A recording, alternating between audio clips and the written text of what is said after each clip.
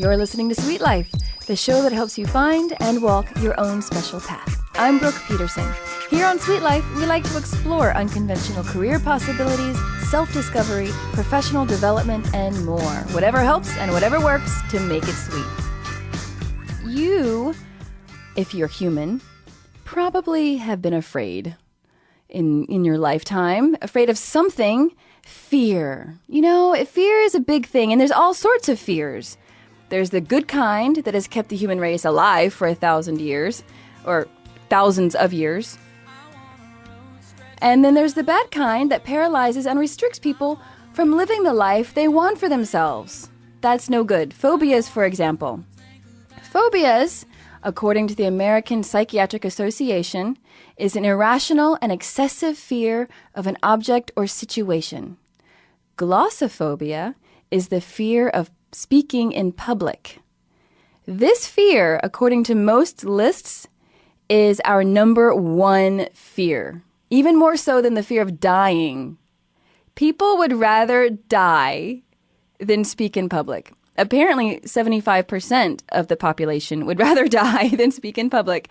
And that is no way to live. So, by conquering this or any fear, your whole life opens up to you. You know, you build confidence. You are now free from your fear to do new things which could lead you down a different path to a better job and perhaps a better life.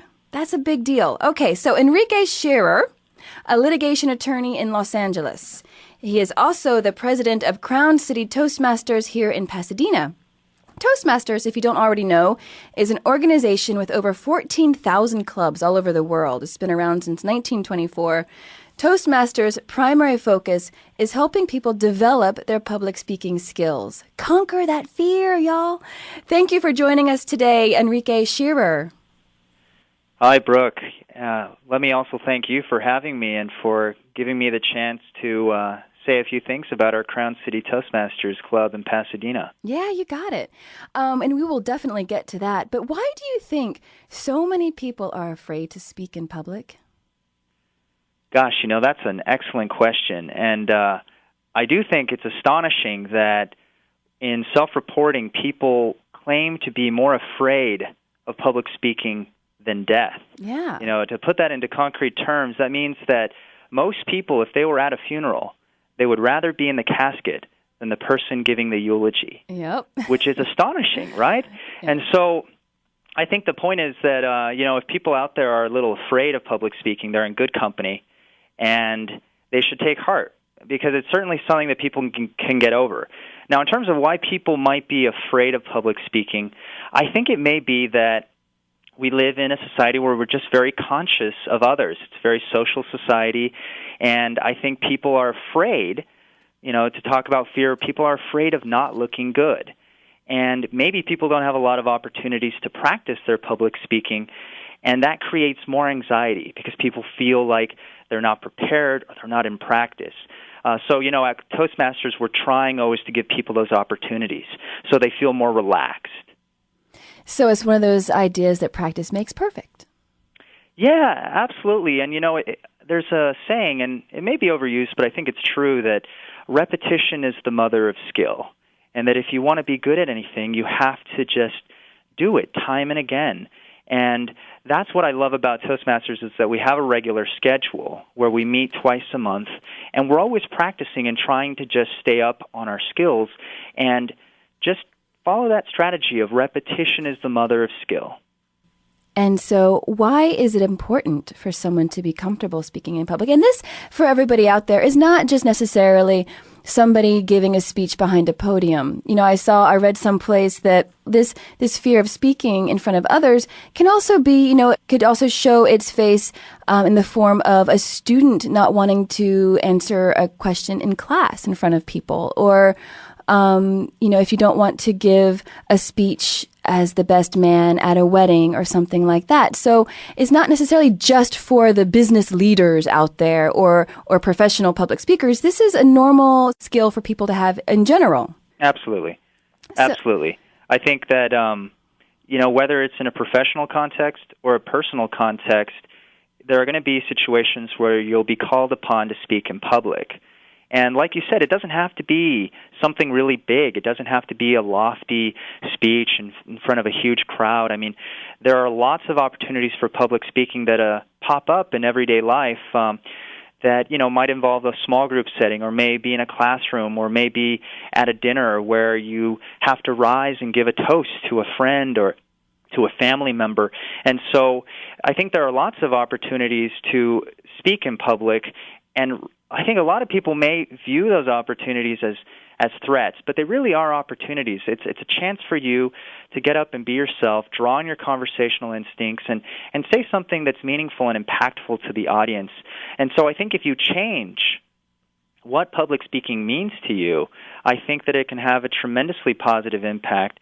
You mentioned at the beginning, that this could lead to all sorts of promotions in your job. This could maybe even lead to a better life in terms of your personal life. And I think one of the reasons why is that if you master the skill of public speaking, you'll be able to interact with people better. You'll have more impact with people. And that'll not only translate into better relationships, professional and personal, but also into just more self-confidence. And so I do think that public speaking, if you can master this, if you can really get this tool into your toolbox and have it handy whenever you need it, I think it really will lead to a lot of personal growth for a lot of people. And open up some doors, I would imagine. Absolutely. Okay, so say somebody is ready, they're willing to tackle this and get into it. So how do they prepare? How do you begin to tackle this fear? Okay, well, I think there are two questions there. One is, how do you face the fear? And I really think the only way to overcome fear is just to face it and act in spite of it. And so that's the first question, is how do you motivate yourself to get beyond the fear? And I think that the way you do it is kind of like a muscle, where you're building a muscle and you might think, okay, if I want to lift a very heavy weight, at first it may seem impossible. But if you start with a smaller weight and you just build a little at a time, and then you add a little weight and build a little more and a little more, eventually you'll be able to lift weights that at first you thought were impossible. And so I think the way to overcome the fear is to start small and then build. And that also leads to the preparation. So you may want to do a very short, small speech in front of a small audience at first. And at Toastmasters, what would that look like? Okay, it's like something like Toastmasters then.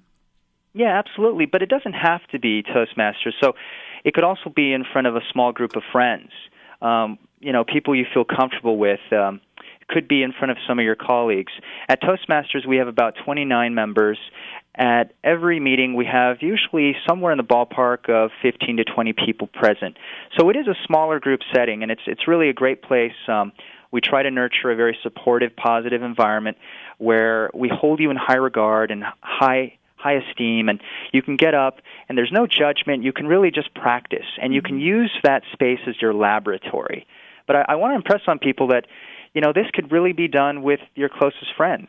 I know that we had recently a teacher who joined our club, and she was scheduled to give her first prepared speech to the club.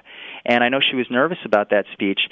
And so the way that she prepared, actually, was she asked a few of her students, and these are fifth graders. She asked a few of them just to, stay in during recess and listen to her speech, and they gave her comments, and I think it was really safe for her because she felt like, all right, well, if I present first with my students, then I can go in front of strangers and maybe try the same speech, and because I've gone through it once before, I'll have that comfort of knowing that I can do it, and I won't worry quite as much. And so my advice is start small and build.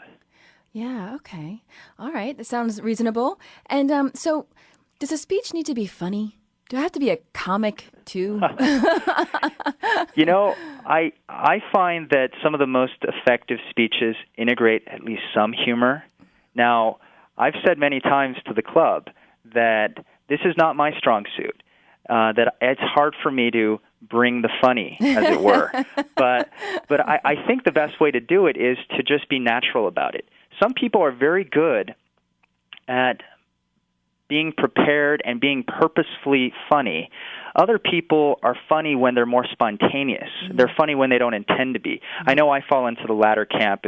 If I try to tell a joke, it may not come across very well. But But if I just let it come naturally, it may come across better. And so I think the trick is to really figure out what kind of speaker you are, what your strengths and weaknesses are. And if funny is one of your strengths, I think it's great, because I think people always want to laugh. They want someone who will make them laugh. Mm-hmm. And we have some members of our Toastmasters club who are excellent at that. But if you're not good at it, you can certainly practice it. I had to give a best man speech about a month ago in Washington, D.C. for my best friend from law school. And I'm good at the more informative speeches, and the funny speeches are a little less. They're a little less easy they're less easy for me. And so I actually practiced my best man speech twice in front of the Toastmasters Club, and they gave me excellent feedback, great feedback. I changed it after the first time. They gave me more feedback, and then I went to D.C. I had the Capitol building in the background, and I gave what I thought was a very funny speech, and I got great reception for it. So if you're not the funniest person, you can certainly practice it and build upon what you have. And what kind of feedback did you receive? Like, what kinds of pointers did they give you? So that's one of the things actually I love most about Toastmasters is the feedback. So the specific feedback that I received was I tried to speak a joke at the beginning, and I was told that it fell a little flat. And so I was told to maybe consider building a rapport with the audience and then trying some jokes. They told me what jokes worked. They told me what jokes would work if I had a little more energy, where maybe the punchline you have to deliver with a little more energy. And then a couple people even gave me some suggestions on added jokes. And they also suggested what I should take out, because one of the things you want to do when you speak in public, especially if it's a short speech, you want to make sure not to clutter the audience with too much information. You want to give them maybe 1, 2, maybe 3 nuggets to really hang their hat on. And so the club, when they gave me evaluations, they really helped me kind of pinpoint what were the best parts of the speech and to really focus on those parts. Great feedback. Good stuff. All right, we're going to take a quick break, and we'll be right back with Enrique Schaerer. He is the president of the Crown City Toastmasters here in Pasadena, and we will talk more about that when we return. We were talking about public speaking. Conquer that fear, you guys! Open up your life. So many things can happen when you do. All right, this is Sweet Life. I'm Brooke Peterson. Don't go anywhere.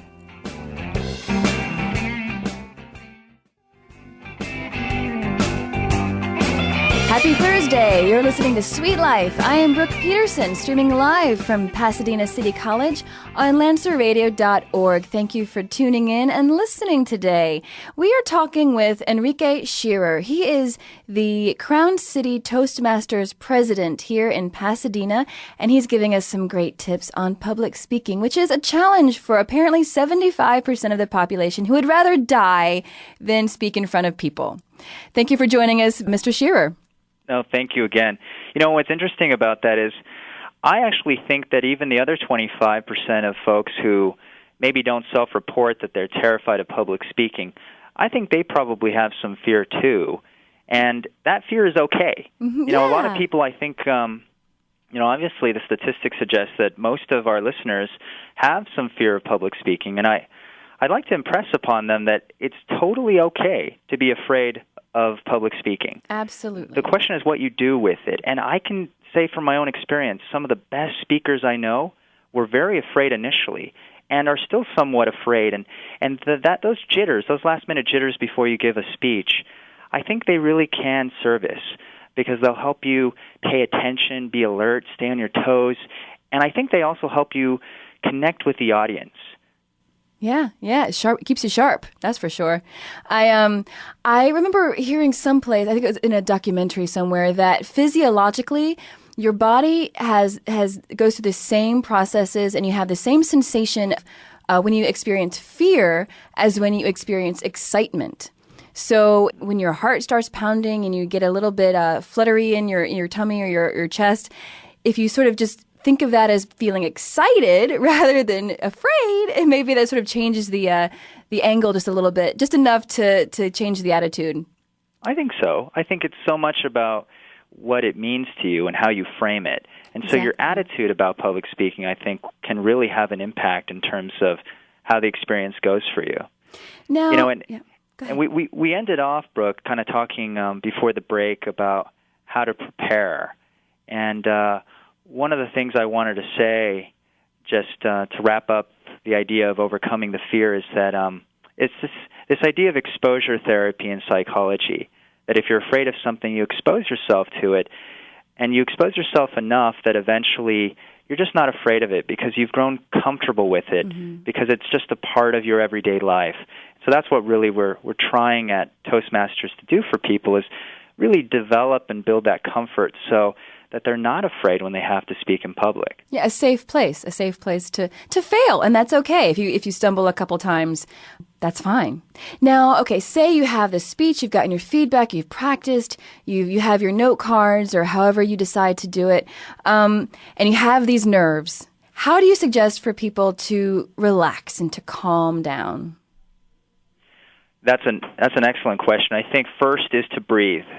You have so much more access to your body, to your voice, to your capabilities if you just take a moment when you get up and just skip a beat, take a deep breath, get lots of oxygen in there, exhale, and then slowly start into your speech.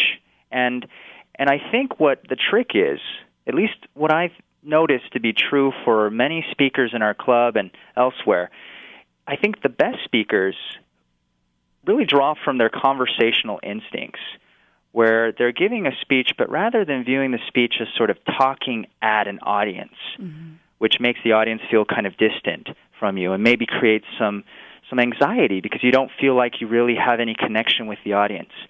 The best speakers, in my view, instantly move toward the audience, and they try to establish some connection with the audience, and they're really trying to have a conversation with those people so that when they go through their speech, they're trying to make eye contact with people and give that moment of the speech to that person as a gift, and then move to another person, look at that person in the eyes, and give that next part of the speech as a gift. And I think if you see it as a conversation, I think it becomes much less intimidating because although many of us may fear public speaking, most of us enjoy having conversations with our close friends and confidants. So if you think of the audience sort of as a collection of your friends, I think it really helps take some of the nerves off.